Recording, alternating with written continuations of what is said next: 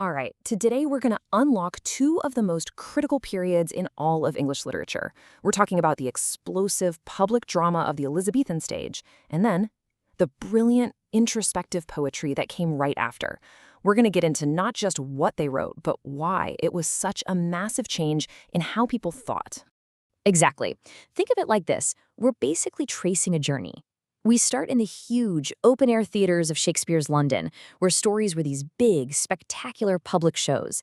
And from there, we travel to the quiet, private world of the early 1600s, where poetry became, well, almost like a surgical tool for exploring the inner self. And you really can't understand that explosion of creativity without first understanding the world that made it all happen. So let's begin in the reign of Queen Elizabeth I. This era was basically England's great cultural awakening.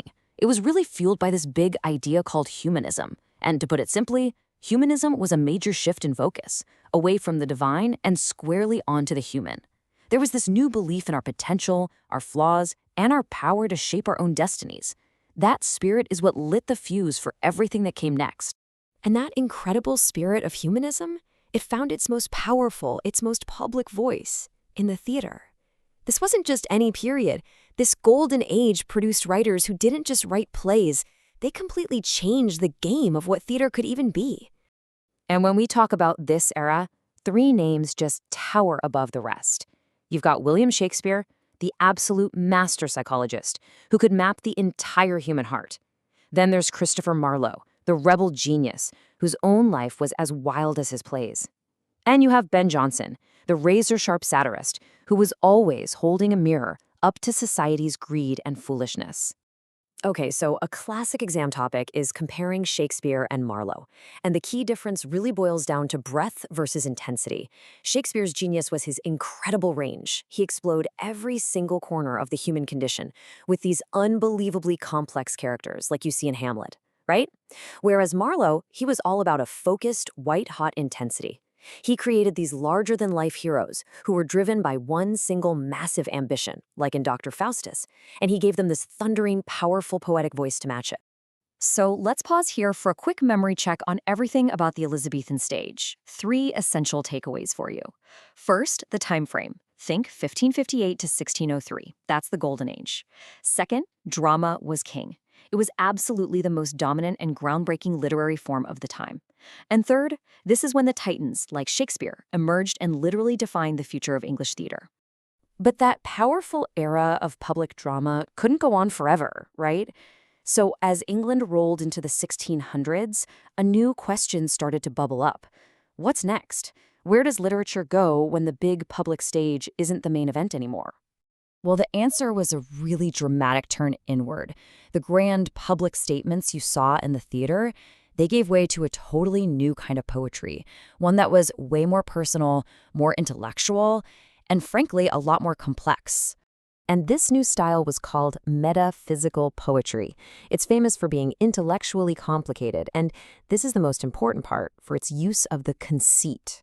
Now, a conceit is just a clever and often pretty startling extended metaphor that yokes together two very different things to create a surprising new way of seeing the world. Yeah, and they use these conceits to wrestle with the biggest questions you can imagine: the nature of love, the struggle with religious faith, the whole mystery of existence itself. Okay, so time for a little active recall. Based on what we just covered, what is the name of that central literary device these poets used to link those big, abstract ideas to concrete physical objects? I'll give you a second to think. The answer is the metaphysical conceit. And really, this technique isn't just a feature of the style, it is the absolute, undeniable signature of the entire movement. So, we know the style, we know its signature move.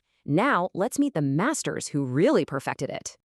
And just like with the playwrights, there are three names you absolutely have to know. First, John Donne, the daring, passionate trailblazer who really kicked the whole thing off. Then you have George Herbert, who took this intellectual style and turned it into this incredibly profound and intimate expression of religious faith. And finally, Andrew Marvell, whose poetry just sparkles with wit and worldly charm. And for anyone studying for an exam, here's a super simple way to lock those names in. Just remember the phrase, don't hesitate, marvel. That's for Donne, Herbert, and Marvell. Easy, right? We have to start with John Donne. He is, without a doubt, the founder and the most important figure of this movement.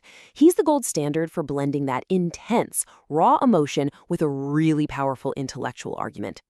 And this is the perfect way to see that technique we just defined in action. In his famous poem, The Flea, Donne compares the mingling of his and his lover's blood inside a single flea to a marriage bed. I mean, it's shocking, it's weird, and it's super intellectual. And it's a classic example of that metaphysical conceit we were just talking about. He takes this bizarre physical object to argue a deep, abstract point about love. This table really helps clarify how these masters all used the same style but for totally different themes. While Donne often zeroed in on love and physicality, the other poets took the style in really new and interesting directions. Exactly. George Herbert, in his collection called The Temple, uses these complex arguments to explore his personal and often very turbulent relationship with God. And then you have Andrew Marvell, in a poem like To His Coy Mistress, using brilliant logic not for God, but to argue for carpe diem, that urgent, famous idea of seizing the day. So what we're left with are two very distinct legacies, right? You have the grand emotional spectacle of the Elizabethan stage on one hand, and the sharp intellectual puzzles of the metaphysical poets on the other. Which leaves us with one last thought to chew on. Which of these traditions, the power of public emotion or the power of private intellect, do you think has left the deeper mark on the way we tell stories today?